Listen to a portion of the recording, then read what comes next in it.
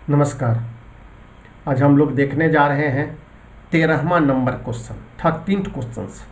IIT में total 36 question पूछे गए थे 2020 में, उसमें से 13वां क्वेश्चन। यह यूनिट नंबर 7, जिसे हम लोग मैकेनिकल प्रॉपर्टीज ऑफ मैटर कहते हैं, उससे है, और ये फ्लूइड डायनामिक्स का है।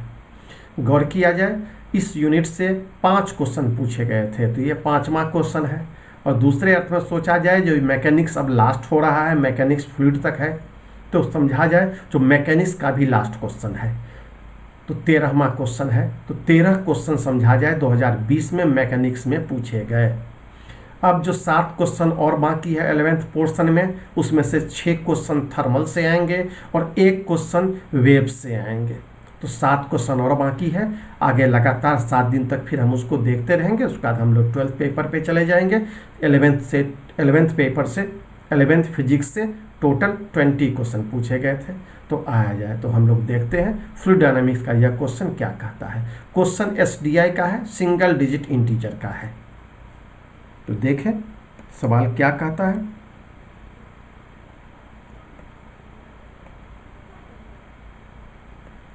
तो सीरियल नंबर में ये 13वां नंबर क्वेश्चन है, 13th क्वेश्चन, मैकेनिक्स का लास्ट क्वेश्चन। इस क्वेश्चन में कहा जा रहा है, जो एक टनल में एक ट्रेन मूव कर रही है। एक टनल है, एक लॉन्ग टनल है, जिसमें एक ट्रेन मूव कर रही है। ट्रेन का स्पीड जो है सो vt है, और ट्रेन का क्रॉस सेक्शनल एरिया st है, और टनल का क्रॉस सेक्शन जो है SO है, और SO जो है वो 4 गुना, ट्रेन से 4 गुना है, 4st है।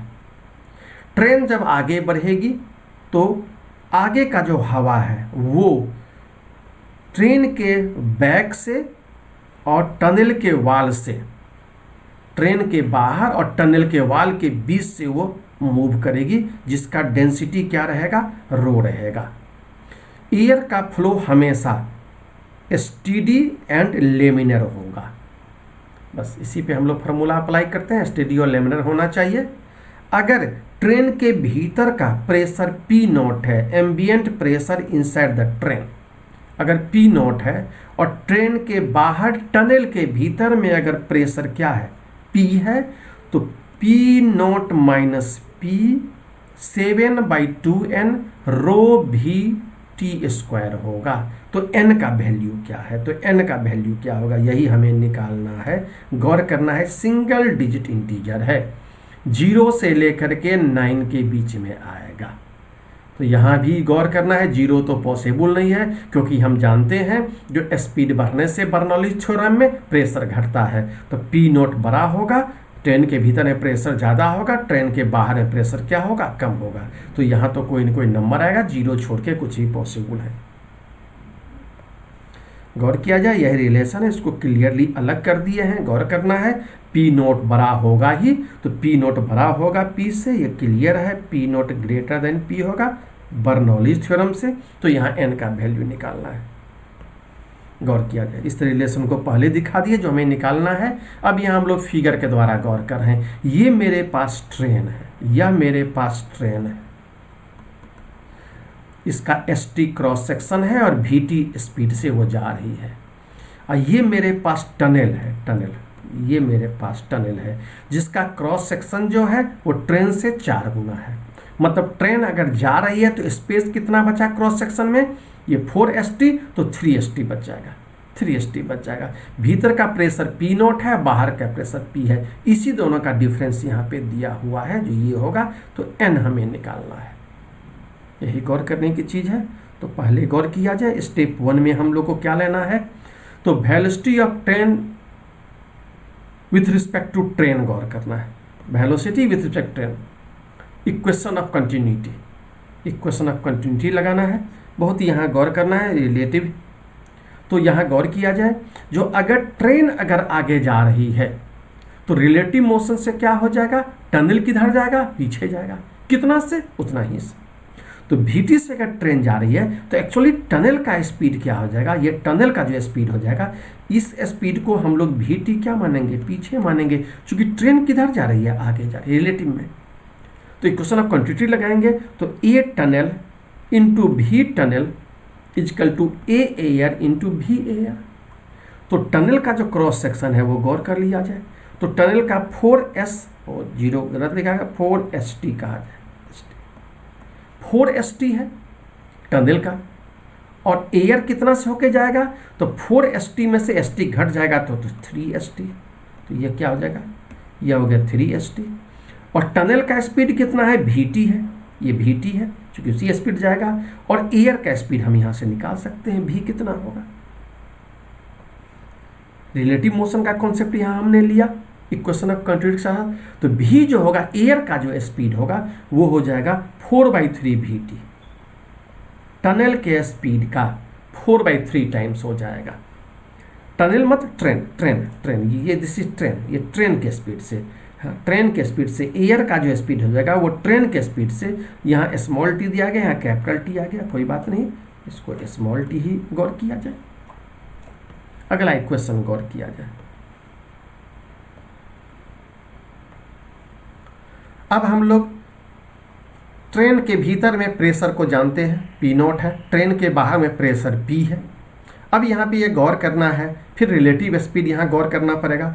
Ambient air will moving with respect to VT, moving speed VT with respect to train.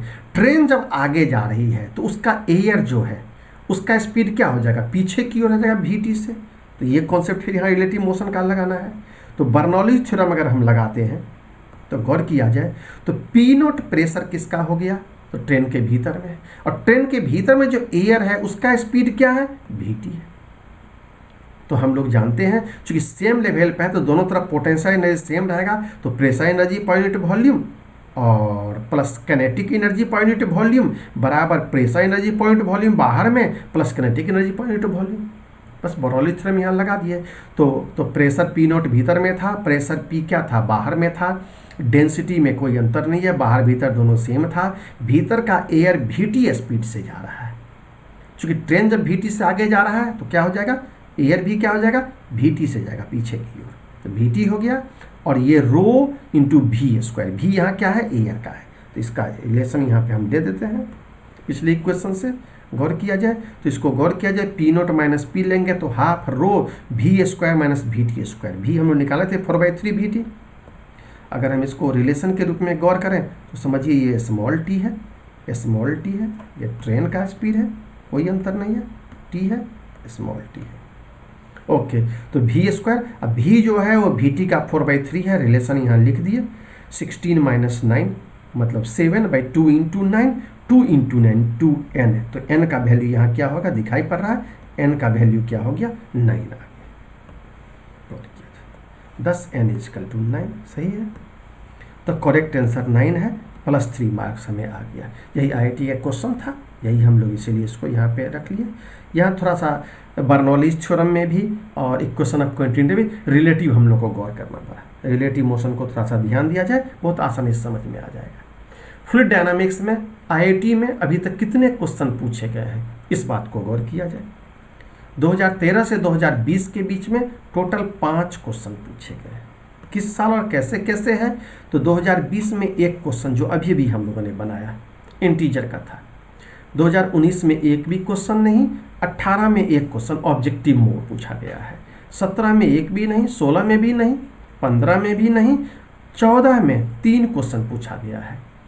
एक मैचिंग है, 2 पैराग्राफ पे है, एक पैराग्राफ पे 2 क्वेश्चन है, तो ये गौर करना है। और 2013 में नहीं, टोटल 5 क्वेश्चन। और उसके पिछले सालों में मतलब 1978 से 2012 के बीच में 10 क्वेश्चन पूछे गए हैं डायनामिक्स से, फ्लूइड डायनामिक्स से। तो टोटल हो गए 15 क्वेश्चन, टोटल 15 क्वेश्चन हो गए। तो गौर किया जाए, इस प्रकार से हम लोगों को ये पता होना चाहिए जो टोटल कितने क्वेश्चन पूछे गए हैं, और हर क्वेश्चन को बनाना चाहिए और गौर करना चाहिए। ये हम लोगों का गूगल ऐप है, physics in total digital Kota by doctor N K. Singh, और ये मेरा व्हाट्सएप नंबर है। हम लोग आपस में जुड़े रहें और IIT के सवाल को पूरी तरह से देखते रहें और क्लियर कॉन्सेप्ट बनाते रहें। सवाल कहाँ से, कैसे और किस तरह से आता है, और कौन कौन से फार्मूला लगते हैं, और उसको हमें कैसे मेमोराइज करना है, कैसे ध्यान में रखना है। ओके, नमस्कार।